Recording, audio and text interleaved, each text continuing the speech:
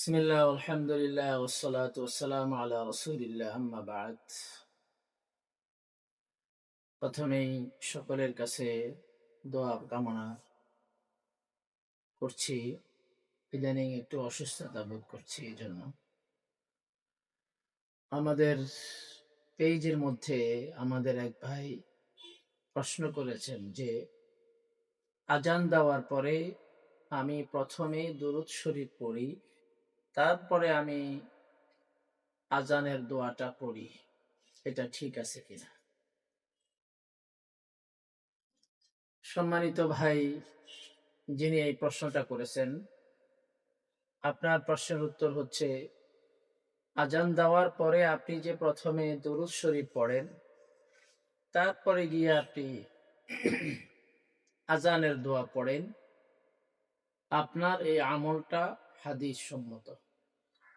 মুসলিম শরীফের 384 নম্বর হাদিসে রাসূলুল্লাহ সাল্লাল্লাহু আলাইহি ওয়াসাল্লাম বলেন যে ইজা সামি'তুমুল মুআজ্জিন ফাকুলু মিসলা মা ইয়াকুলুল মুআজ্জিন। যখন মুয়াজ্জিন আজান দেয়, তখন আজানের মধ্যে মুয়াজ্জিন যা যা বলে তোমরাও তা তা বলো। তারপর সুম্মা সাল্লু আলাইয়া,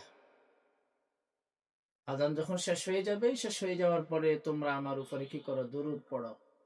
ফাইন্নাহু মান সাল্লা আলাইয়া সালাতান, কারণ যে ব্যক্তি আমার উপরে একবার দুরূদ পড়ে, সাল্লাল্লাহু আলাইহি বিহা আশরা, আল্লাহ তাআলা তার উপরে 10 বার রহমত নাজিল করেন।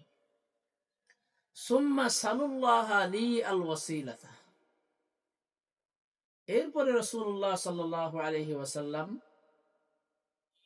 আল্লাহর কাছে ওনার জন্য ওসিলার আবেদনের কথা বলেছেন, যে আমাদেরকে আল্লাহ তাআলার কাছে রাসূলুল্লাহ সাল্লাল্লাহু আলাইহি ওয়াসাল্লামের জন্য ওসিলার প্রার্থনার কথা বলেছেন।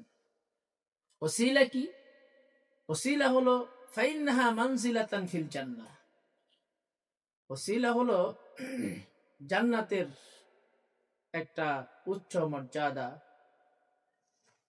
এটা শুধুমাত্র রাসূলুল্লাহ সাল্লাল্লাহু আলাইহি ওয়াসাল্লামের জন্যই বরাদ্দ, অন্য কোনো বান্দার জন্য সেটা বরাদ্দ না।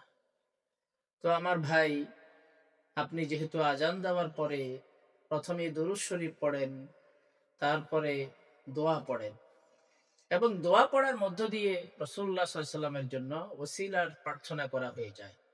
কারণ সেখানে আজানের মধ্যে যে বলা আছে, আল্লাহুম্মা রাব্বা হাযিদ দাওয়াতিত তাম্মা ওয়াস সালাতিল কায়িমা আতি মুহাম্মাদানিল ওয়াসিলা।